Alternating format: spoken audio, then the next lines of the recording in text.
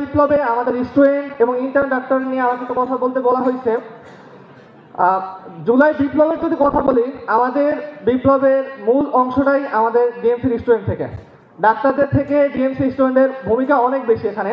একটু background history আনে, আমি যখন ফার্স্ট ইয়ারে আমার রুমমেটকে প্রায় 15 থেকে 20 জন সিনিয়র চারতলা থেকে মারতে মারতে নিচতলায় মেরে তারপর হল থেকে বের করে দিছে।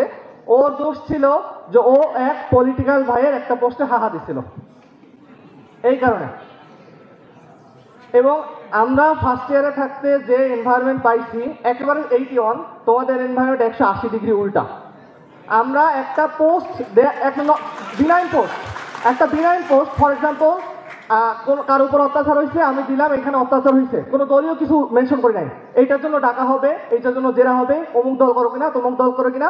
যদি ওই কথাটা একটু কেউ রিজিট থাকে তার নেক্সট হচ্ছে কি তাকে হল থেকে বের করে দাও, মাইধর বোনাস। তো এইবার যখন আমাদের স্টুডেন্টরা এই আন্দোলনে অ্যাকোমোডেট হচ্ছিল, এইটা নিয়ে আমার একটু টেনশন কাজ করতেছিল। বিশেষ করে যখন দেখলাম যে আমাদের এই ক্যাম্পাস থেকেই ওরা একটা গ্রুপ খুলে সারা মেডিকেলের এবং ডেন্টালের সকল স্টুডেন্টদেরকে অ্যাকোমোডেট করে একটা পাবলিক প্ল্যাটফর্ম খুলছে, যেখানে এই যে জুলাই আন্দোলনে যত ম্যাসাকার হচ্ছে, যত নির্যাতন হচ্ছে, সবাইকে ওই ঘটনাগুলো জানিয়ে জানিয়ে জানিয়ে জানিয়ে কনসাসনেস ক্রিয়েট করার চেষ্টা করতেছে।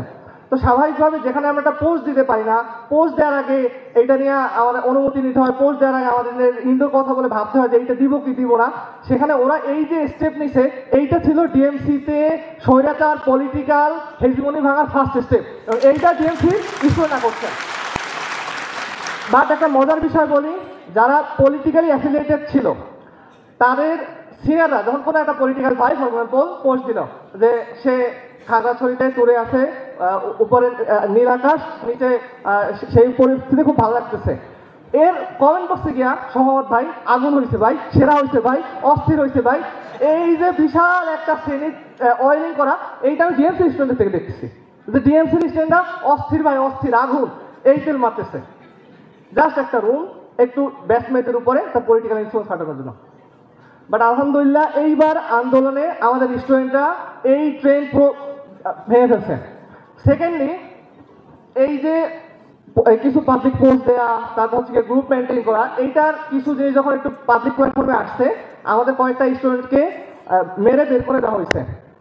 ভাবছিলাম যে যেহেতু অলরেডি অত্যাচার করা হচ্ছে, প্রেশারাইজ করা হচ্ছে, ওদের হয়তো বা এটা আন্দোলনটা থেমে যাবে। বাট টু বি অনেস্ট, দেখলাম উল্টা।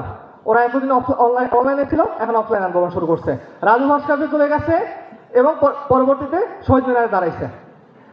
আর থার্ড, সবচেয়ে যেটা আমার কাছে অবাক লাগছে, যে আমরা একটা নর্মাল লেখার ক্ষেত্রে ভয় পাই, বাট আমাদের এই মিলন চত্বরে ওরা খুব সম্ভবত এক সপ্তাহ আগে, তখনও পদত্যাগ বা এইসব বিষয়ে কোনো আলোচনা উঠে নাই, ওই সময় ওরা লিখছে স্বৈরাচার নিপাত যাক, নরপিশাচ আর কত রক্তচাষ।